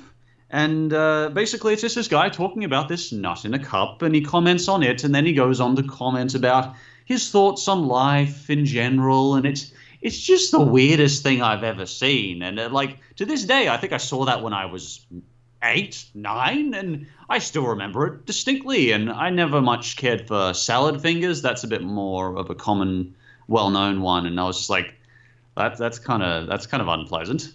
But yeah, those are the ones that are sort of jumped on the top of my head in terms of bad ones. Good ones, obviously, there's stuff like Ego Raptor. Ego Raptor started from Newgrounds, and he's certainly gotten onto YouTube now and is massive there. But yeah, that's where he started with Metal Gear Awesome. There's a question up there. Oh my god, my fucking memory, seriously. That's all good, Sol. Damn it, it It's was all just good. there. Take your time. No, good. God, whatever. Oh, sorry, it was one of my thoughts on VeggieTales.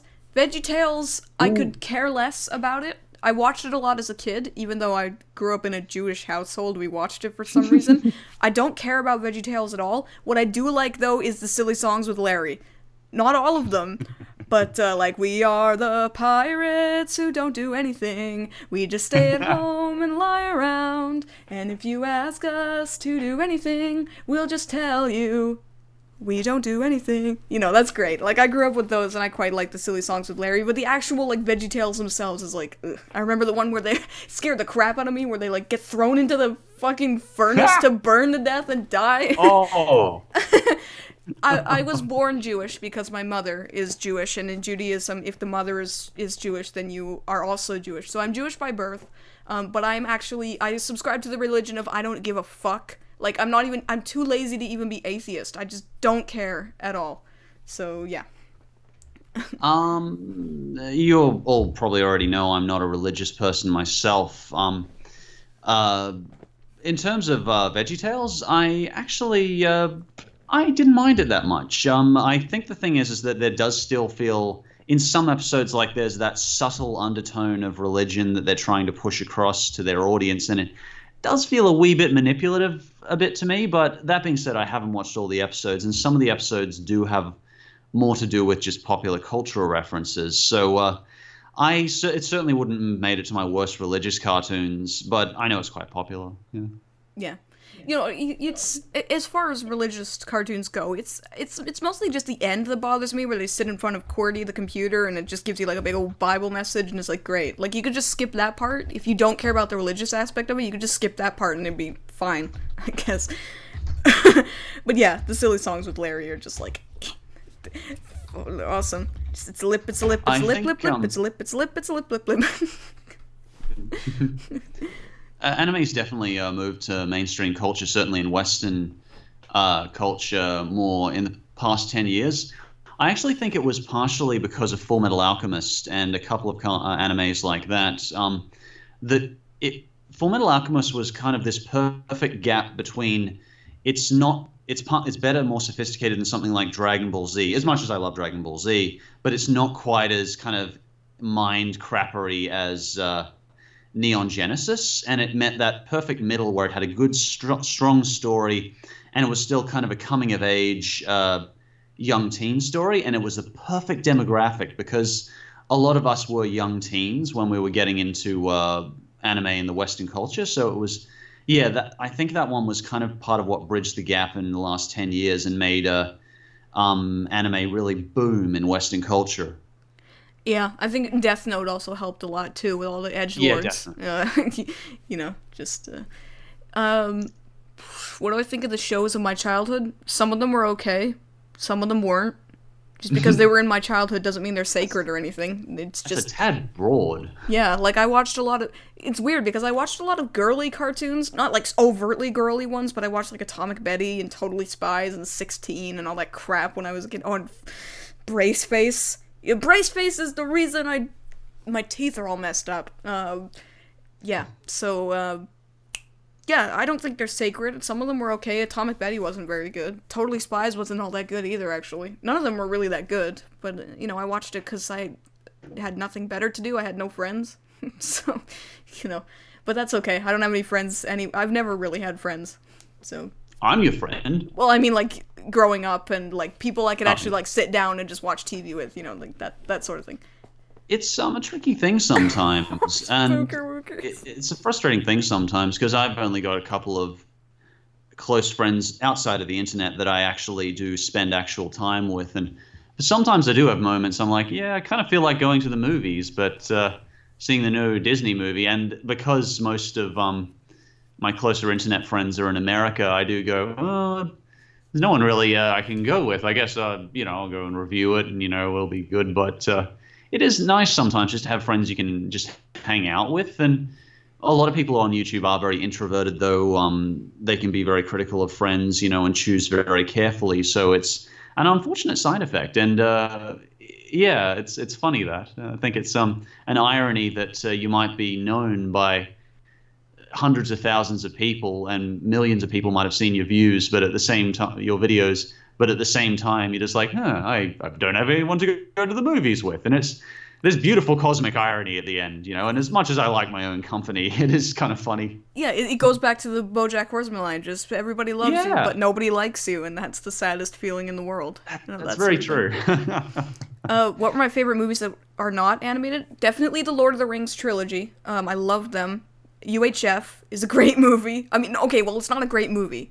Like, it's not, but I love it anyway. It's like corny as hell, but it's Weird Al, and he's funny, and the commercials are funny, and it's great. I like Basketball too. Again, not a very good movie, but as just fun, stupid Trey Parker, Matt Stone movie. That one's fun. I liked the original Spider-Man trilogy, even Spider-Man 3. Not all of it, but I like some of it. Yeah, so I don't hate live action stuff. I much prefer animation over animation. Over live action. I gotta say, I liked Basketball as well. It's hard to put Matt and Trey in something and me not enjoy it at this point, because yeah, they'll throw out like a Cartman impression or something, and we just know those characters so well. They're like our friends almost. So it's like seeing your friend do a bad comedy or something. Like, you're just enjoying seeing them have fun so much that you can't really, even though Basketball is by all means a bad movie, but they even make fun of their own movie in the episode about Mel Gibson, so it's just like when we got our money back for Basketball. Exactly. I don't have any memes, Cameron. I am not meme-worthy at all. Like, nobody makes memes about me. There was the Spooker Wooker one, which sort of died, and then there was the Bacon Nipples, which also died. Like, I'm not like JonTron. I can't be meme-worthy. I don't have a funny face or anything like that. So, yeah, it's, I don't have any memes, really. I'm not I Hate Everything, with Zubu and Durplant and everything like that. It just doesn't work for me. It just doesn't work. Book of Mormon, Broadway musical. Just reading the questions. Sorry, I better head off soon anyway. Do you want to do, say, 5 more minutes of questions? Then I'll start editing and stuff again. I'm running. By the way, sorry, I'm running so behind schedule with the latest PhantomStrider video. It's just been a lot happening this last couple of weeks, and I did filming for another live Strider. I'm gonna actually do a very quick side project on live Strider of 3 best and worst Irish cartoons, because there are not enough bad Irish cartoons for a full list. And rather than people thinking I'm getting lazy, I was like, no, okay, I'll do the best and the worst. And yeah, it's a good chance to actually talk about some of the Irish cartoons, because some of them are really stylized and fun. So yeah. Cool. Yeah. So we'll finish up here. Yeah, Elena, I know you did the 3... you did the 3 Sol memes with the aliens, with that stupid picture, that frame that I accidentally opened Premiere on. That was funny, but that's the thing. When I say memes, I mean, like, things that spread. Things that people, like, latch onto and spread around. That's kind of what I mean. Like, they don't spread. So, yeah. That's what I mean. Would I like having bacon nipples, though? No, not really. I actually... Oh, here, 1 sec. It's still here. I'm really messy. I don't throw anything away, so I actually still have the bacon nipples thing there from the BoJack Horseman review. It's just been sitting there next to my camera, because I don't throw anything away. So, yeah. How old are my kitties? Hanabi is 4. She'll be 5 in May. Oh my god, she'll be 5 years old in May. Kumo is 2.5, and Sensei is 5 months old. Kubo and Stu Strings, yeah, that did bomb, and that was such a shame because I saw a bit of it, and it was one of those really good movies that you did want to see really do well because if that studio took off, it could actually be a competitor potentially someday with Studio DreamWorks and Pixar. So I was really disappointed that didn't do better because there was a lot of creativity there. Yeah, Laika, I think like their only real major box office draw has been Coraline. Laika Yeah. is an amazing, amazing, amazing animation studio. They're my favorite non-anime Mm. studio of all time.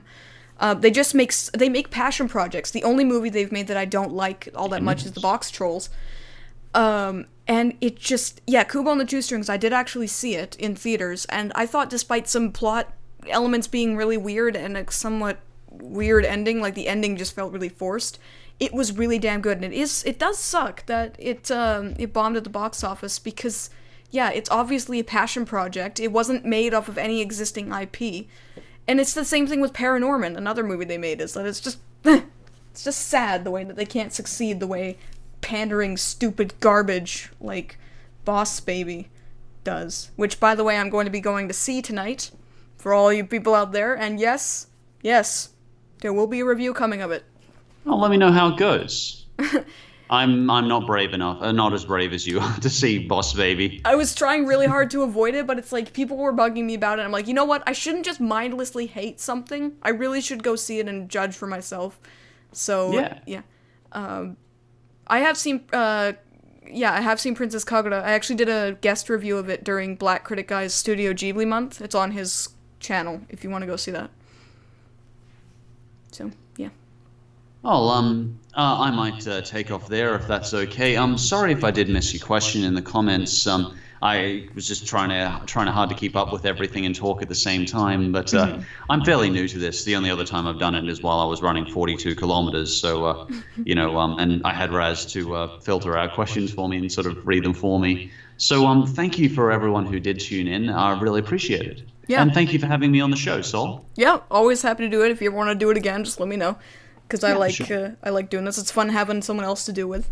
But I appreciate you coming, and I appreciate all your guys' questions. Again, sorry we couldn't get to all of them. It's hard enough getting to all of them with one person, let alone two. But yeah, so thanks for watching. If you guys haven't seen PhantomStrider's channel, link is in the description if you want to check out his channel too. And I will see you next week for the continuation of Kingdom Hearts Marathon with some more Birth by Sleep Final Mix. And you have a good night, or good day, Strider. And I will see you all later. You as well, Sol. See you later. See you later, guys. Oh, let me just...